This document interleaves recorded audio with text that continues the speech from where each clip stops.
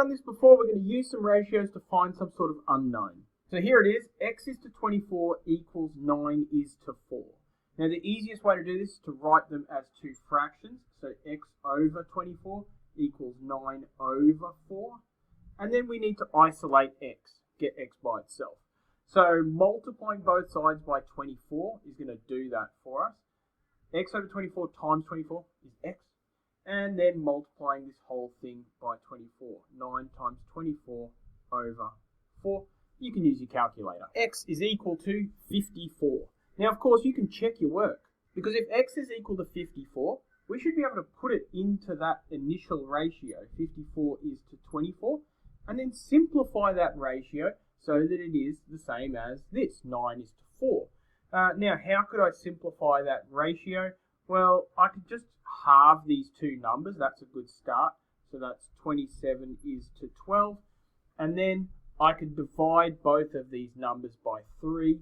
27 divided by 3 is 9, and 12 divided by 3 is 4. 54 to 24 is the same as 9 is to 4. Yes, check, done, finished. Second example here, we're going to have to build our own ratio a little bit. A chemical must be mixed with water in the ratio 3 is to 7. So that means that the ratio of chemical to water is going to be equal to 3 is to 7. Okay, if we have 600 mils of chemical, how much water do we need?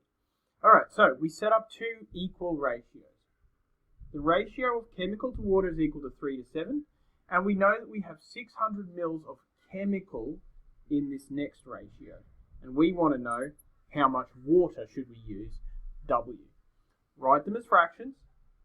3 over 7 equals 600 over W. And then we need to solve this for W. Now there's two different ways you can go about this.